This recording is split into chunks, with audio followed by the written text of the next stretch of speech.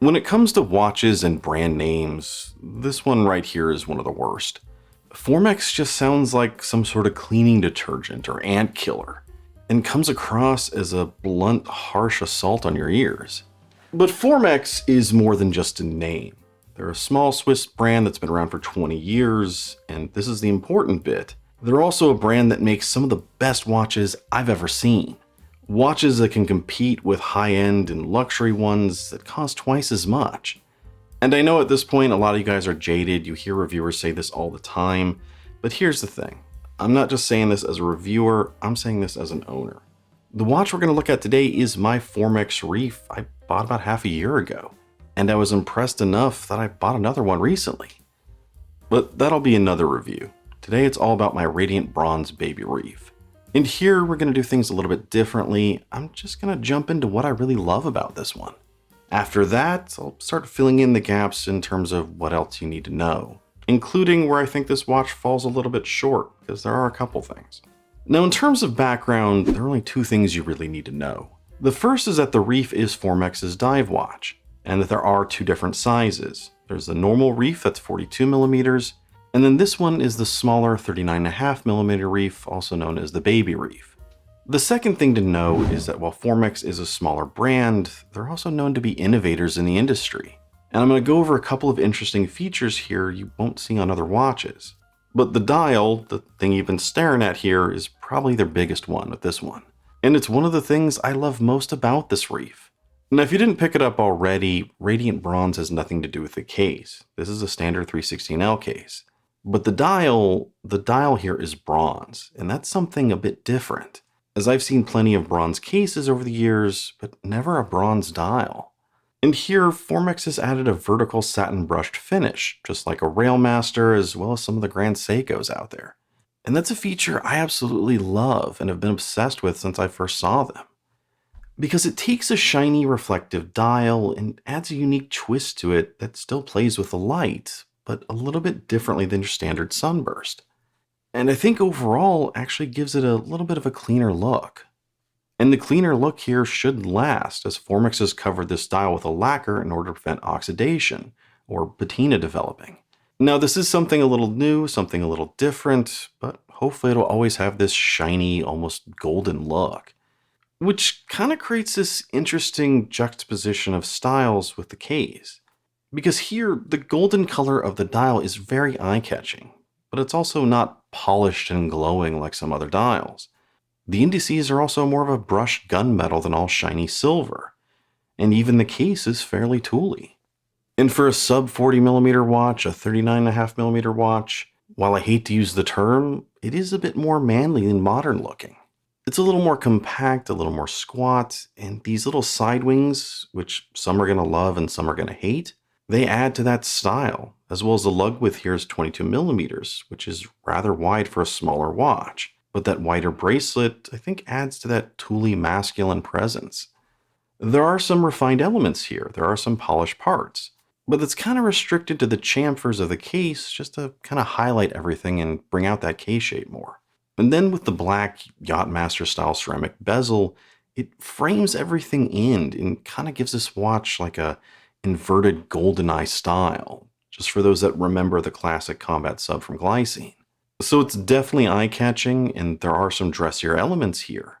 But it's not all polished up like some dress divers I've seen. It's a little bit more toned down. And ultimately, it's just different and unique, which is another thing I love about it, and what really drew me to it. Which is really important to me, because as I've been getting older, or maybe more mature as a watch collector, before I buy anything, I've really been thinking about how that watch plays into my collection, how similar it is to the watches I currently have, and what I might add on later, like my potential grails. And I've been trying to pick watches as well as specific colorways that are as unique as possible. Because in a larger collection, I want watches that are distinct. I don't want a bunch of different watches that all look like a sub in different colors. And this is a watch as well as a colorway that's definitely going to stand on its own. Now, while I love the design, what really blew me away here is the quality. Longtime followers of the channel know this, but over the years I've made a habit of checking out brands that are known to punch above their weight class. a journey that's taken me from Orient Star to Christopher Ward to Manta and now Formex. And even though this is at a higher price point, it still manages to do that in an impressive way. Now, the finishing on the case is great, and I think it is impressive for the price. And while it's sometimes hard to compare different cases just due to different designs, if I had to rank this, I'd say it's better than maybe your typical Christopher Ward's and on par with some of the higher end Longines. Although maybe not quite as sharp as the newer Manta Ocean King or Black Bay. However, the quality of the dial here, that's what really blew me away. The hands and the indices are just sharp and beautifully defined. I think this is as good, if not better, than anything I've seen from those other 4 brands. Now, it's not quite Grand Seiko good, but it is heading that way, maybe halfway there. And again, longtime viewers know this, I love a watch with some good depth, and I love how tall these indices are. When you look at the watch at a slight angle, they're sharply defined mountains rising out of that golden dial, giving the entire thing a tremendous amount of depth. Even the hands, which look like wide little paddles, when you look closer, you realize the edges are angled to even keep them from looking flat. It's a great design and extremely well done, and like my Grand Seikos, it's also a dial I can get lost in by just admiring it. And the cherry on top is just how effective and easy to read it is. The crystal is beautifully clear, and everything here, the indices and the hands, are more of a gunmetal than a polished silver, giving it even more contrast and helping everything stand out. Plus, those sharp angled wedges that are heading towards the center, they guide your eyes right in, along with a nice crosshair from the cardinal points. So it's beautiful, well made, and effective. I mean, what more do you want? And one of the reasons that I find this depth so impressive is just how thin this case is. It's something you don't expect. Now, I had the specs up earlier, and if you missed it, this 300 meter diver is only 11 millimeters thick. 11 millimeters from the closed case back to the top of that very clear sapphire crystal.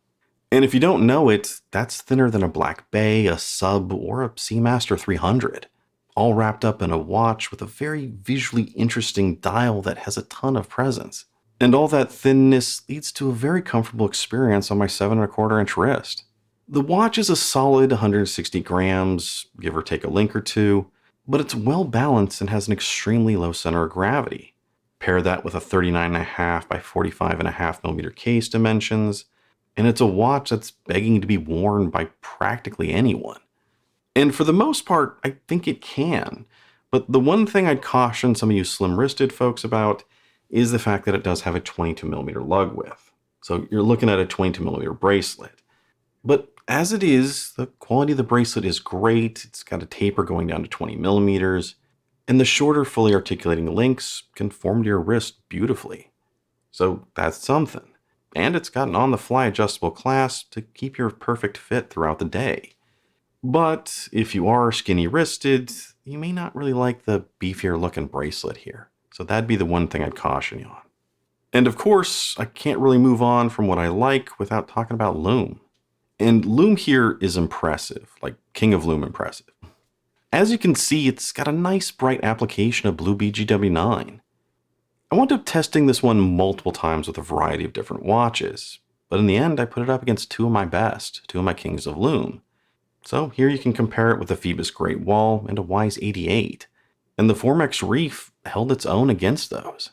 And in some ways at this price you would expect great LUME, but that's not always what I find. So it's nice to see that Formex knows what they're doing here. Now, those are the things that I really love about this one, but there are still some things I need to talk about just to fill in the gaps for those of you who might actually be interested in getting one, just in order to make this a complete review.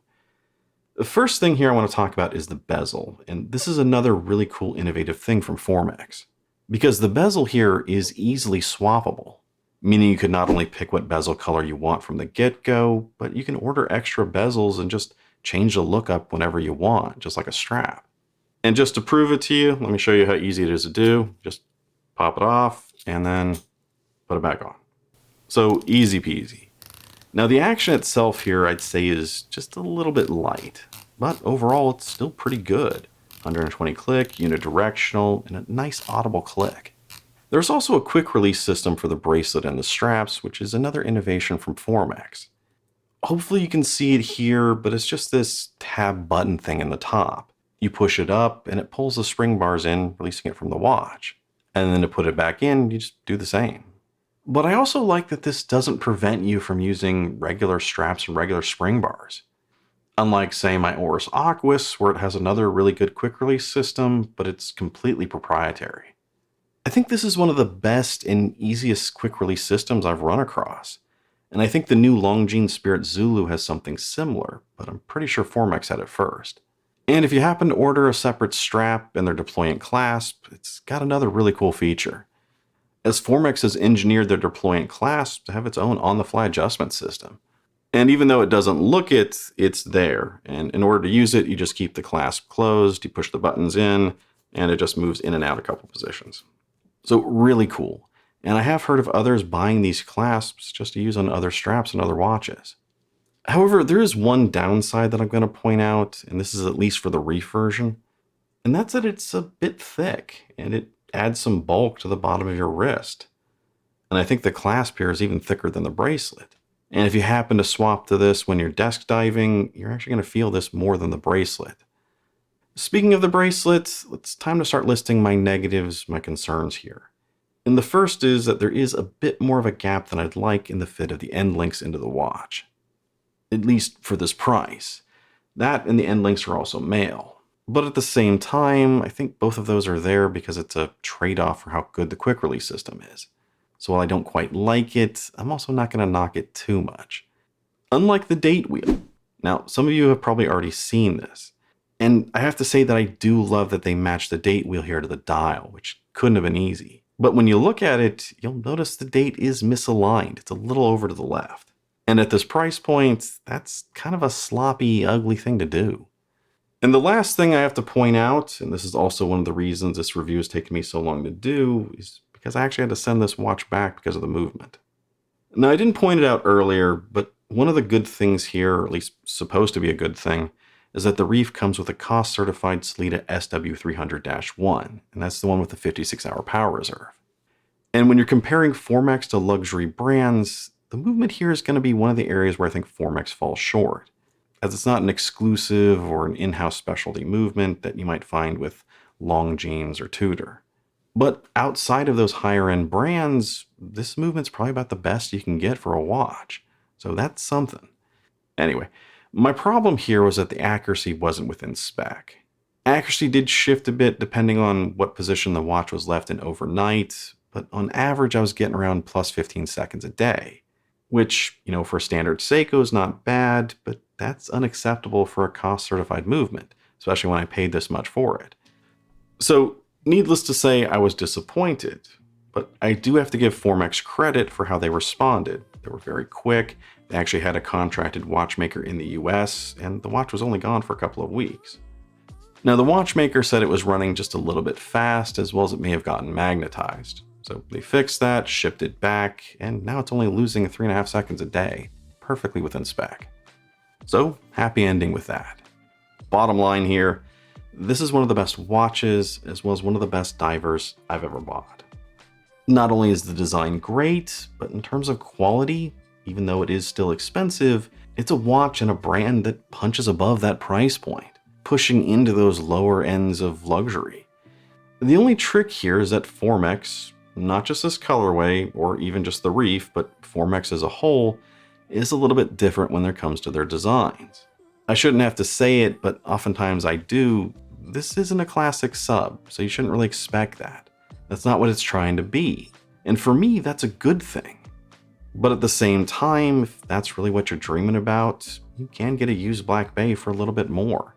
And while there may be some aspects about a Black Bay 58 that are going to be a little bit better than this Formex, personally, I'd sell this Tudor in a heartbeat before I'd sell this Formex. I just think it's more interesting, has more personality, and just speaks to me directly more. But the main takeaway here is that if you're considering a watch in this price range, like a Longines, a higher-end Christopher Ward, a Manta, a Tudor, you should also consider Formex. It might just surprise you. Now, as usual, let me know what you think down below. What you think about the Formex, as well as if you think there's a watch that does it better. I'd really appreciate it if you did, because the algorithm's shifted, things are kind of in flux, and right now every little bit helps the channel these days. So like, comment, subscribe, all that jazz. I'm Shane, this is Relative Time, and I'll see you next time.